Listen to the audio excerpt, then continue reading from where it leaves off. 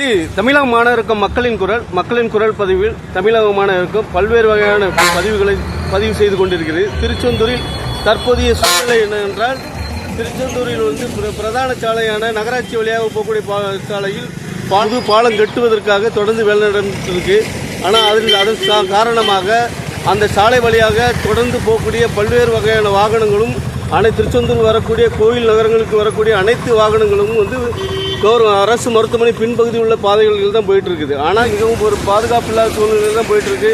வரக்கூடிய வாகனங்களுக்கு இடையூறாக இருக்குது. ஆனால் இதை நகராட்சியும் சரி, இது சம்பந்தப்பட்ட அதிகாரிகள் இது சம்பந்தமாக எந்த நடவடிக்கையும் எடுக்கல. இது சம்பந்தமான பதிவை இதில் பார்ப்போம். அதாவது இந்த புறவழிச்சாலை அரசு மருத்துவ புறவழிச்சாலையை தான் எல்லா கனரக வாகனங்கள் மட்டும் கூட பயன்படுத்திட்டு இருக்கிறாங்க. இப்போ நீங்கள் காட்டிட்டு இருக்கிற சாலை காட்டுங்க.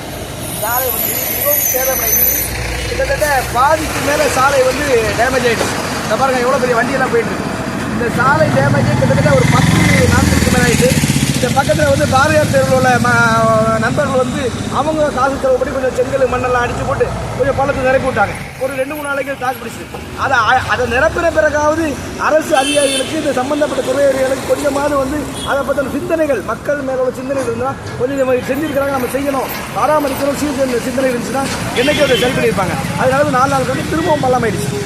ஆனால் தனக்கென்ன என்று அலட்சிய போக்காக நெடுஞ்சாலைத்துறை அதிகாரிகளுடைய கண்டவுல தான் இது இருக்குது. கண்டாயம் கேட்டுட்டு அதுன்னு சொல்கிறாங்க. எனக்கு இதுக்கு ஒன்றும் புரியல. அப்போ நாங்கள் படிக்காதவங்க, நீங்களாம் படித்தவங்க, கொஞ்சம் மக்களுக்காக சிந்திங்க. இப்போ இந்த இடத்துல பள்ளம் கிடக்கு. நாளைக்கு ஒரு குழந்தை யாராவது வலிக்கு விழுந்து செத்து போயிட்டாங்கன்னா அதுக்கு நீங்கள் 10 லட்ச ரூபா கொடுத்துருவீங்க. அதோட முடிஞ்சு போயிட்டு உங்கள் வேலை. இதுக்கு மேலே மக்கள் என்ன நாங்கள் ஏதாவது வீடியோ போட்டால் பதிவு செஞ்சோன்னா போடாதீங்க.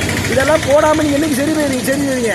நாளைக்கு எங்கள் மேலே வழக்கு தொடுதாலும் தொடர்ந்து இருக்கு. உங்கள் உண்மையில ஒரு தப்பை நாங்கள் சுட்டி காட்டினா அதுக்கு நீங்கள் வழக்க தருவது அப்படி அது நல்லா புரிஞ்சுடுங்க. ஒன்றே ஒரு விஷயம், அதாவது மக்களுக்கான தேவைகளை நிறைவேற்ற தான் நீங்கள் அரசு அதிகாரிகள் இருக்கிறீங்க. தயவு செஞ்சு நாளைக்கு காலில் உள்ள இதை பண்ணுங்க. அப்படி இல்லைன்னா இந்த இடத்துல நாங்கள் ஒரு சாலை முறைகள் பண்ணுவோம். ரெண்டு கண்ணையும் கட்டிட்டு அமைதியான முறையில் இதை நடு ரோட்டில் உட்காந்துருவோம். எங்களுக்கு நாளைக்கு காலில் இங்கே தண்ணிக்கலை யார் குழாயின்னு தெரியலையா, வெட்டி போட்டுருங்கிற அந்த டிபார்ட்மெண்ட் வரும் தன்னால். குழாய் ஓடிட்டு இருக்கு. இந்த டிபார்ட்மெண்ட் கேட்டால் இது கோயில் எந்த இல்லைங்கிறாங்க, ரயில்வேனா எந்த இல்லைங்கிறாங்க, நகராட்சினா இது எங்கே நகராட்சி, பட்டண ரூரல்ன்றாங்க, ரூரலில் கேட்டால் இது அர்பன்றாங்க. இப்படி ஒவ்வொருத்தராக மாற்றி சொல்கிறது. இந்த குழாய் எதுக்கு? நாளைக்கு இந்த குழாய் நடுவில் கடப்பறையை போட்டு போட்டிங்கன்னா ஊர் பூரா தண்ணி பாஞ்சிடும். அப்புறம் ஆட்டோமேட்டிக்கலாக சரி பண்ண வரதானே செய்வீங்க.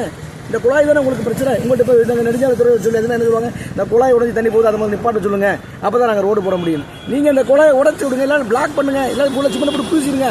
அதுக்கப்புறம் உடச்சா திரும்ப அவனை போட சொல்லுங்கள். அல்லது தயவு செஞ்சு நாளை காலைக்குள்ள எங்களுக்கு இந்த இடத்துல சரியான ஒரு பாதுகாப்பு நீங்கள் கொடுக்கலன்னா நாளை மறுநாள் தமிழக மாணவர்கள் சபை காலை 10 மணிக்கு இந்த இடத்துல சாலை மறியல் நடைபெறும். கண்ணை கட்டிட்டு இந்த இடத்துல சாலை உட்காந்துருவோம். இது யார் தடுத்தாலும் இது நிச்சயமாக நடக்கும். இது தமிழக மாணவர்களுக்காக உங்களுக்கு கோரிக்கை மற்றும் எச்சரிக்கையாக இருக்கிறோம்.